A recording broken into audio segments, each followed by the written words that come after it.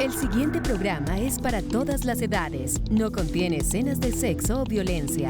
Es apto para toda la familia. Cuenta con el sistema Closed Caption y es financiado con recursos del Fondo Único de TIC. En el gobierno del cambio, los asuntos públicos son públicos. Gobierno de Colombia.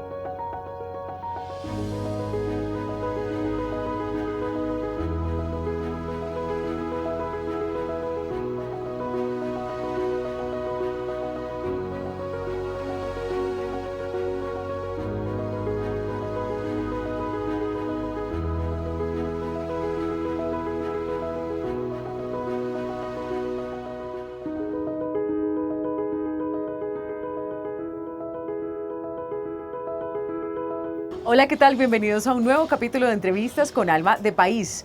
Hoy los saludo desde el edificio nuevo, la terraza del nuevo edificio de la Universidad Pedagógica, con una vista espectacular de los cerros orientales de Bogotá, y sobre todo porque le da un aire y un respiro y un alivio a la comunidad universitaria, porque hace exactamente un año estaban en una situación muy lamentable, con inundaciones, con filtración por los techos que se cayeron incluso.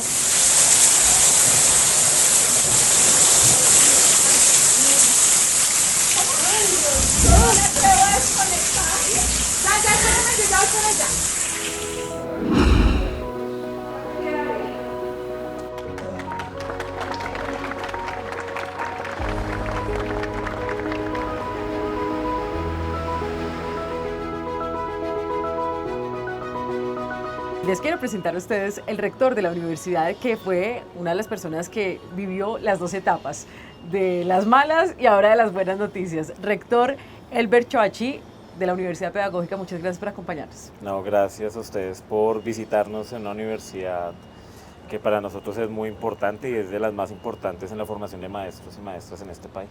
Le decía que usted ha conocido las dos facetas porque usted ha sido secretario general de la universidad, y hace un año usted incluso tuvo una dificultad con su oficina porque vimos, se cayó el techo de la rectoría, de la Secretaría General, por una situación muy precaria de infraestructura.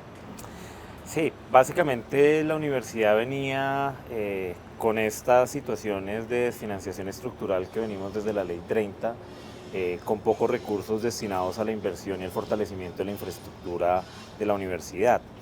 Y en estas contingencias también de lluvias muy fuertes, falta de mantenimiento también de las cubiertas en las edificaciones, pues lo que tuvimos fue situaciones muy complejas donde... ¿A usted se le cayó el techo de la oficina?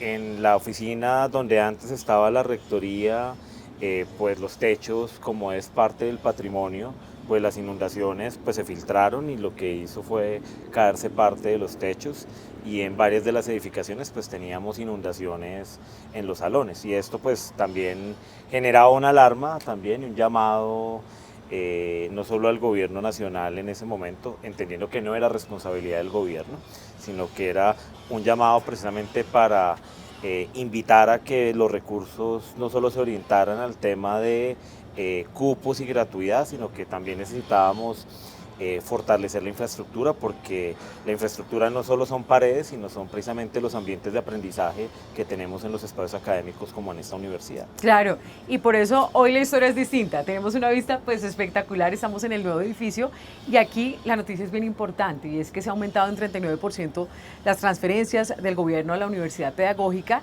y entregaron formalmente este edificio. ¿Qué costó cuánto? ¿Cuánto fue la inversión del Ministerio de Educación? Este edificio está cercano a los 13.600 millones. Fue una negociación inclusive que se hace con Central de Inversiones en un periodo antes de esta administración, y en esa negociación pues realmente lo que muestra es que entre entidades públicas sí podemos fortalecernos, y con Central de Inversiones este edificio tuvo un descuento y nosotros hicimos unas inversiones para generar el acondicionamiento, la dotación de los espacios en cerca de 1.900 millones de pesos, con una idea también de poder dejar en unas condiciones óptimas y saldar una deuda histórica que teníamos con nuestros trabajadores administrativos. Y facilita la vida de los estudiantes en la sede tradicional de la 72 de la Pedagógica. Estamos hablando de cerca de 7.000 o 9.000 estudiantes. ¿Cuántos estamos hablando y cómo se benefician ellos con esto? Tenemos cerca de, con el Instituto Pedagógico Nacional, porque me parece también importante referenciarlo, el Instituto Pedagógico Nacional cumple 98 años de historia, tenemos cerca de 1.500 estudiantes desde educación inicial hasta educación posgradual, entonces estamos hablando de cerca de 11.000 estudiantes desde grado 0 hasta educación en posgrado. Y en pregrado tenemos cerca de 8.600 estudiantes aproximadamente. ¿Cómo se benefician? Sí. Obviamente. Uno es que cuando la gente entra a este edificio no cree que es la Universidad Pedagógica Nacional. ¿Sí? Porque también se ha asumido que lo público y la universidad pública es lo feo, lo descuidado. Es lo descuidado, ¿sí? Y eso nos genera también muchos espacios de estigmatización, porque también lo estético tiene que ver con la manera en que asumimos condiciones de dignificación y mejora de las condiciones, no solo de los estudiantes y los trabajadores. Entonces este edificio lo que nos ha posibilitado también es que el estudiantado pueda tener atención inmediata, cercana a los espacios físicos. Este edificio, más otras negociaciones que hemos venido haciendo, nos ha representado al 2025 cerca de 2.500 millones de pesos de reducción de arriendos. Imagínense. Que hemos reinvertido en la mejora de los maestros y maestras en la universidad. Claro, y estamos hablando de un total específicamente para esta entrega de 16.000 millones de pesos por parte del Ministerio de Educación. Usted mencionaba que esto no es nuevo, que este problema ha estado desde hace años y lo sabemos, lo veíamos en diferentes noticias desde hace años en esa precariedad de la infraestructura. ¿Por qué no se había hecho esto antes? Esto tiene que ver también con un debate estructural y es las implicaciones que tiene la Ley 30, especialmente en el artículo 86-87, que en este momento el Gobierno Nacional, el Ministerio de Educación, con los rectores de las universidades públicas venimos impulsando frente a reconocer el déficit histórico que supera más de los 19 billones de pesos y poder recuperar con esta reforma un ingreso permanente, anclado y que esté destinado a la base presupuestal de las universidades. Entonces las universidades estábamos siendo marchitadas porque también estábamos en esta discusión frente al subsidio a la demanda y no la orientación de los recursos a la oferta, especialmente a las universidades públicas, y esto significó que muchos de los recursos se destinaran especialmente a fortalecer instituciones privadas. Con esto quiero decir también que no es un problema que exista lo privado y lo público. El asunto es que los recursos públicos deben estar orientados al fortalecimiento de las instituciones públicas, en este caso la Universidad Pedagógica Nacional. ¿Eso qué significó? Que la universidad también se fuera ahogando y que muchos de sus recursos no pudieran estar orientados a inversión, pero también tengo que decirlo que la universidad no ha tenido un plan maestro de infraestructura, solo para la vigencia de 2025. Si estas decisiones las hubiéramos tomado hace 20 años, seguramente muchas de las edificaciones que tienen universidades contiguas serían de la Universidad Pedagógica, claro, pensando en estrategias de mediano y largo plazo. Digamos, uno era poder resolver... ¿Voluntad política? Voluntad política. No solo voluntad política, sino una decisión firme de invertir los recursos de la educación a las instituciones públicas. Y eso ha marcado en este gobierno un escenario muy importante, y es que nos ha permitido no solo tener la capacidad de vernos hacia adentro, sino también de crecer, precisamente no solo para aumentar cobertura, sino para que dignifiquemos una condición que hemos reivindicado históricamente, y es que las universidades públicas realmente aportan y contribuyen a las transformaciones que requiere este país, y especialmente a las apuestas que ha venido impulsando este gobierno. Veíamos unas noticias del Castillo Marroquín, de unas propiedades que estaban en el poder de la SAE, y que ahora van a llegar a manos de la Universidad Pedagógica. Tengo entendido que hay un edificio en particular que estaba en manos de quién y para qué va a ser este edificio. Ya no es Castillo Marroquín, sino es Castillo de la Universidad Pedagógica Nacional. Esto es un predio de cerca de 22 hectáreas, que ya es de la propiedad de la Universidad Pedagógica Nacional. Es un esfuerzo también que hace el gobierno nacional, qué hace el Ministerio de Educación y qué hace la Sociedad de Activos Especiales, porque inclusive en algún momento nos decían, ese castillo no hay que recibirlo porque lo que genera son gastos y pérdidas para la universidad. No estamos, en este momento nosotros no hacemos un solo gasto con el predio. Vamos a habilitar el primer centro de recreación pasiva para funcionarios de la Universidad Pedagógica en los predios contiguos también que tenemos al Castillo Marroquín, como un espacio también de bienestar institucional que hemos venido trabajando también de la mano, hay que decirlo, con la comunidad universitaria y con los sindicatos que hacen parte de la universidad.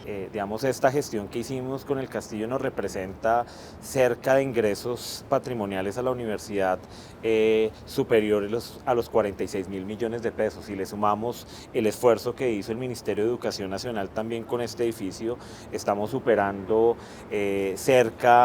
estamos llegando cerca de los 70.000 millones de pesos en una gestión récord 2024-2025. El presidente Petro dijo, quiero que los bienes que están en poder de la SAE pues pasen a la educación.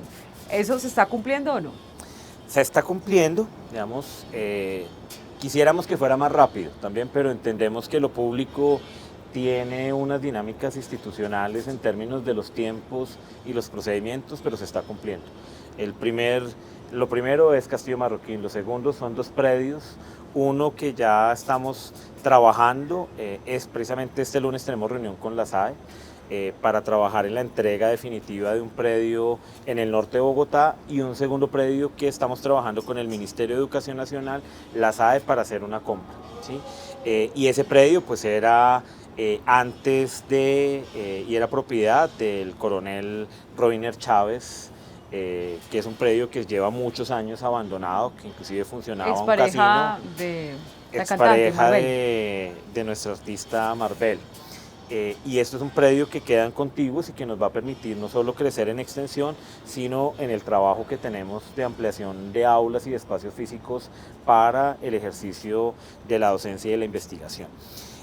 Y además, pues hay una noticia que anunció con la entrega el ministro de Educación y ya estamos a puertas de finalizar también un trabajo récord con la voluntad política, porque esto se hace también con voluntad política y la voluntad política la ha demostrado con creces el Gobierno Nacional y el Ministerio de Educación, es la nueva adquisición de un predio en el centro de Bogotá. En una frase muy concreta, ¿qué significa que ahora la universidad, para formar a los maestros de Colombia, tengan predios, tengan terrenos, tengan posibilidad de espacios que antes le pertenecían a la mafia, por ejemplo? Un acto de justicia. Un acto de justicia con lo público, un acto de justicia con los sectores populares que son los que están en las universidades públicas, y es una devolución frente a la muerte, frente a la desaparición, frente a la toma de recursos que deberían estar orientados no a privados, como antes estaba haciendo en la destinación de la Sociedad de Activos Especiales, y que ahora realmente lo público debe fortalecer lo público. Pues, rector, le invito a que hagamos una pequeña pausa y al regreso hablemos de los encapuchados en las universidades, hablemos también de la educación, de cómo estamos en materia de formación y de lo que está pasando con la adolescencia a propósito de una serie muy conocida en las plataformas de video, ¿le parece? Ya la vi. Hacemos una pequeña pausa y ya me cuenta qué le pareció. Bueno. Ya regresamos aquí en Entrevistas con Alma de País. En Colombia, la lucha contra la corrupción avanza. Si conoce un acto de corrupción, ahora puede denunciarlo sin miedo, de forma fácil, segura y confidencial. El Gobierno del Cambio, a través de la Secretaría de Transparencia y la Policía Nacional, pone a su disposición la línea 157. Llame desde su celular o teléfono fijo desde cualquier lugar del país las 24 horas del día y denuncie. Su voz cuenta. Comisión de Regulación de Comunicaciones.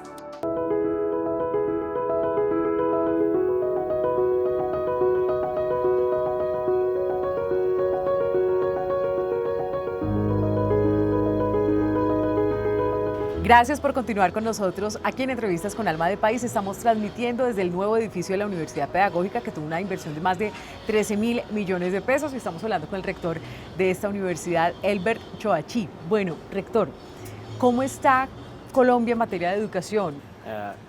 Yo tengo una mirada crítica sobre las pruebas estandarizadas y es parte de la reflexión que hemos venido haciendo desde hace muchos años en la universidad y tiene que ver con plan decenal de educación, tiene que ver con políticas de largo plazo en materia de educación superior.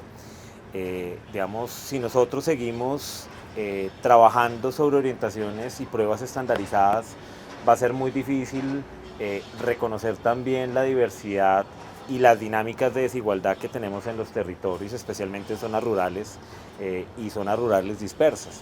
Aunque hay ciertos estándares que ahí sabemos si estamos aprendiendo bien o no, en los colegios, en las universidades. Sí, pero con respecto a la prueba, por ejemplo, lo que planteaba la OCDE, que tiene que ver con el primer momento de la entrevista, y es, la OCDE había planteado en el marco de sus lineamientos, es que se debe fortalecer la educación básica y media, y la educación superior debe ser autofinanciada por las personas. Es decir, es distinto a lo que viene haciendo el gobierno nacional de invertir todos sus recursos en fortalecer la educación pública, porque además estamos atravesados por una dinámica del conflicto armado en los territorios que se ha recrudecido, situaciones inclusive de imposibilidad de garantía de contratación de maestros en los territorios. Entendiendo que no todos nos podemos medir con la misma vara por esas circunstancias socioeconómicas en el país y todo lo que ha sucedido con el conflicto armado en Colombia, pero ¿cómo evaluar entonces si estamos bien o mal en educación, por ejemplo, en las ciudades?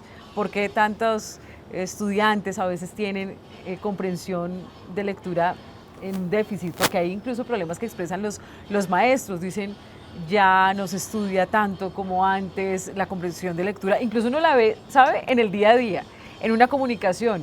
Oye, te faltó leer, no seguiste bien la instrucción y así se forman los problemas más impresionantes. Mira, ¿qué pasa ahí? No, yo creo que el gobierno nacional, digamos, las universidades, el sector educativo debe pensar en diseñar pruebas que realmente atiendan a las necesidades del país. Y esto significa que hay que hacer evaluaciones diagnósticas, formativas, inclusive una perspectiva que pueda orientar la política educativa a establecer cuáles son las debilidades que se tienen en el sistema educativo, especialmente con las nuevas tecnologías, con la rapidez, inclusive las dificultades que genera el celular, las imágenes, las redes sociales para la comprensión de lectura.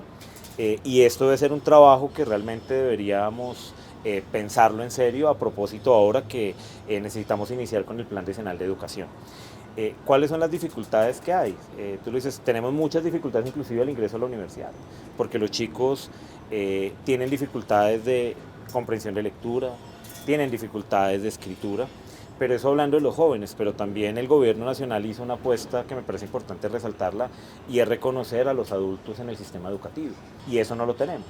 La educación infantil la tenemos es entregada a privados o en el ICBF. Que además está carísima. Sí, el sistema educativo, digamos, de educación básica y media, hasta ahora se está logrando articular con la educación superior, es decir, tenemos una desarticulación del sistema y por eso, digamos, acá hay que construir apuestas que trasciendan inclusive gobierno, es decir, necesitamos construir políticas de largo plazo. Hay quienes aseguran que es que los docentes no se dejan evaluar y que por eso no quieren que les pongan estándares más altos en su evaluación. ¿Cuál es la verdad respecto a la formación de los docentes y a esos estándares que también influyen en la pedagogía? La verdad verdadera. FECODE ha construido una propuesta inclusive para su evaluación que tiene que ver con la prueba de potencialidad pedagógica, es decir, el maestro debe ser valorado sobre su saber también pedagógico, ¿sí?, sobre su saber didáctico, y es distinto a otras carreras profesionales que tienen otros criterios y otros estándares de evaluación. El maestro se debe valorar no solo sobre el castigo, sino con la perspectiva de que los aprendizajes que se han construido permitan generar transferencia de conocimiento, es decir, también innovación educativa y pedagógica, y eso lo ha planteado FECODE, ¿sí? Pero también como las evaluaciones están vinculadas con los ascensos, y los ascensos están vinculados con los salarios, pues también las maneras en que se ve la relación el maestro, la evaluación del maestro, en este caso el liderazgo que ha tenido FECODE, pues también ha estado supeditado sobre la capacidad que ha tenido el Estado en garantizar mejores condiciones para los maestros, porque claro, todos hemos pasado por un maestro que nos ha impactado en la vida, pero la profesión de ser maestro es de las profesiones menos pagas y menos reconocidas en este país. Entendiendo esa circunstancia, pero también hay un mea culpa de decir, bueno, también tenemos que ajustar los estándares de calidad en algunos maestros. Yo creo que no es de calidad, sino debe ser de excelencia, porque la calidad también está relacionada con un producto, y el maestro y el saber pedagógico no es un producto, y la excelencia sí está en cómo se puede medir eso, en cómo transformamos la vida, y cómo cambiamos la vida de las personas, cómo logramos sacar un chico del campo para que sea hoy un profesional y que esté en un cargo directivo, no solo en este país, sino afuera. ¿Cómo cambiamos eso que se los estamos quitando a la guerra? ¿Cómo medimos eso? Y eso no se mide en la prueba, ¿sí? En ¿Cómo la vida medimos? se mide. Se mide en la vida, y yo creo que es ese lugar de cómo cambiamos las condiciones de la vida, es el lugar también fundamental del maestro y de la maestra. Y usted me da pie para preguntarle esos otros factores que influyen en la formación de un niño, de un adolescente, porque no es solamente lo que le dice el profesor, no es solamente si comprendió bien un texto, sino que si tiene una situación de violencia en sus casas, si hay bullying en las escuelas, en las universidades, si las redes sociales es lo que solamente consumen su tiempo, todo eso influye. Y usted me decía que ya se vio la serie Adolescente. ¿Qué opina respecto a las redes sociales, a ese entorno difícil de violencia y a todo lo que se cocina en un hogar, en una escuela, y que es un detonante, por ejemplo, para situaciones de violencia por parte de algunas personas, que es que ahí determina qué ser humano va a ser? Yo creo que son varios factores. Digamos, en la serie hay un modelo de familia tradicional, papá, mamá, hijos, ¿sí? El tipo de familia que, digamos, es un estado ideal antes. Pero también lo que nos muestra, y parte de los retos, es que el sistema educativo debe trabajar también con los padres. Y pareciera que el sistema educativo solo debería trabajar con los chicos y las chicas, y hemos perdido en las instituciones el vínculo de las asociaciones de padres, la formación de padres. A veces ni aparecen los papás. Porque pues quien termina educando y asumiendo la mayor carga, inclusive del tiempo de los jóvenes, son las instituciones educativas. Y en este caso hay varias reflexiones. Uno es el lugar de acompañamiento de papá y mamá, o en estos casos de solo papá, o a veces tenemos muchos casos de mamás solteras, pero implica un trabajo muy fuerte en casa. Implica también una problematización sobre la reflexión crítica de lo que implican las redes sociales, porque también hemos naturalizado que nuestros chicos estén conectados las 24 horas en nuestros dispositivos electrónicos. En las clases, mi celular, profe. Sin ningún tipo de control. Pero como el asunto no es de disciplinamiento, no es de quitar, no es de restringir, sino tenemos que hacer un trabajo educativo muy fuerte, inclusive de actualización de los maestros y las maestras sobre inteligencia artificial, sobre nuevas tecnologías, inclusive para que eso esté al servicio de nuestra propuesta educativa, que es lo que necesitamos también trabajar. El problema no solo es quitarle el celular al chico, ¿sí? Porque después llega a la casa y está otra vez en el celular o en el computador. Necesitamos construir también pensamiento crítico. El pensamiento crítico no es de comprensión crítica de un texto, sino realmente de pensar de manera reflexiva sobre lo que influye y lo que impacta en su vida ciertas decisiones.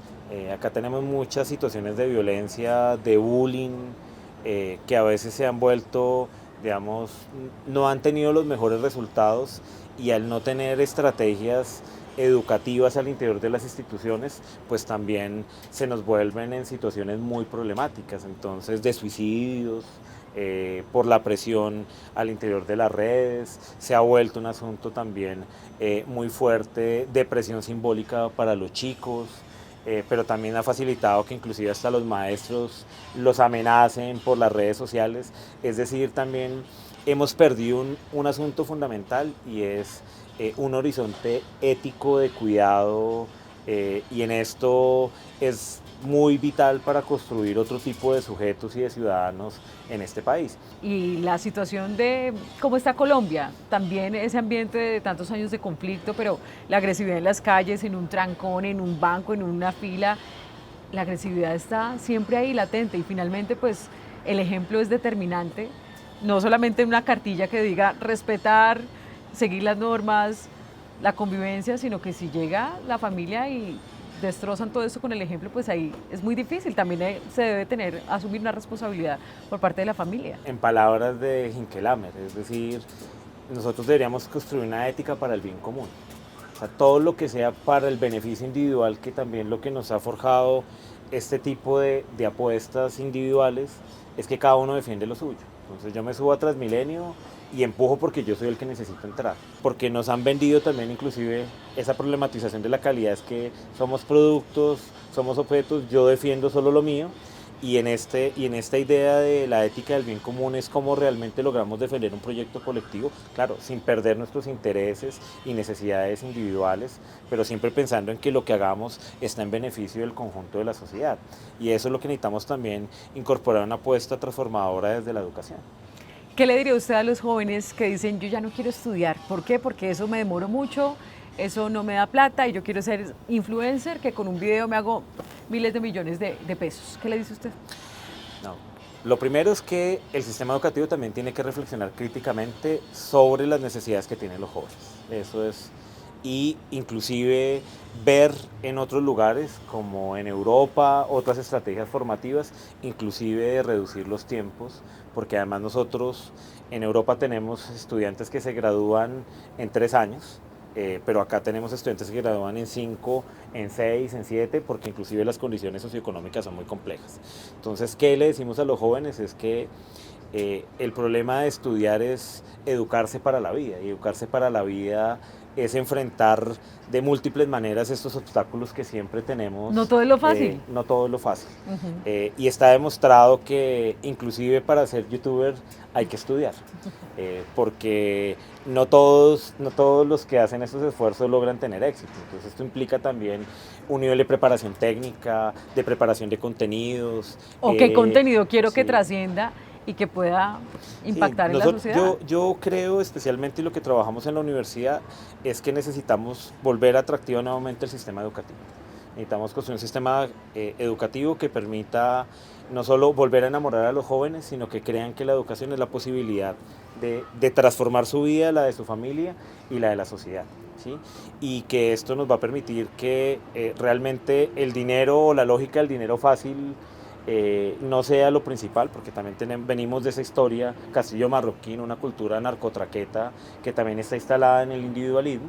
Nosotros necesitamos construir y volver desde la educación media, la articulación con la educación superior, en mostrar que la universidad y estudiar te genera posibilidades también de vida.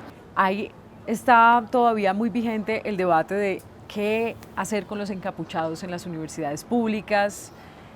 Sí es cierto que hay también infiltración de grupos armados y que se está adoctrinando dentro de las universidades, pero tampoco se puede generalizar a todo el estudiantado. ¿Cómo se puede enfrentar este debate de manera objetiva? El tema de la universidad es la expresión de lo que pasa en el país. Y esto se refleja en múltiples situaciones de violencia que están atravesadas en las instituciones educativas y en este caso, con lo que mencionas, en las universidades públicas. Hay que decir que en ese contexto estas situaciones de estigmatización, porque también la capucha puede ser un performance y es una manera también que algunos han asumido para proteger su identidad y proteger su vida. Nosotros tenemos en la universidad la desaparición forzada y posterior asesinato de egresados.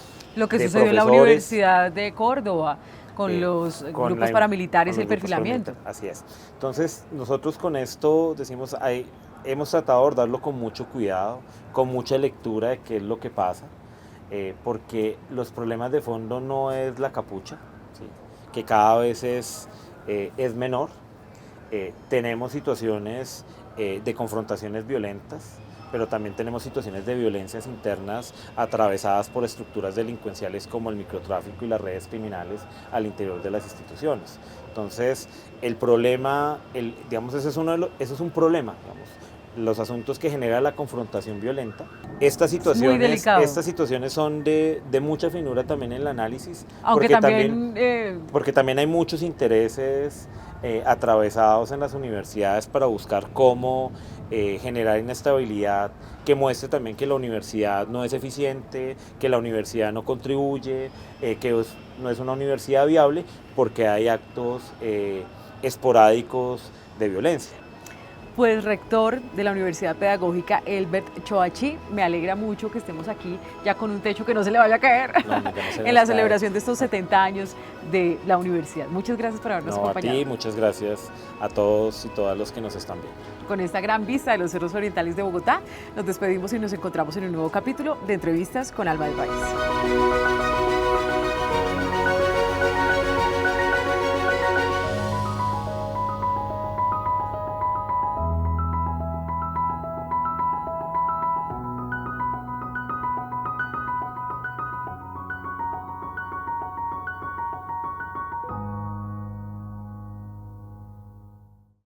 En el gobierno del cambio, los asuntos públicos son públicos. Gobierno de Colombia. Este contenido fue financiado con recursos del Fondo Único de TIC.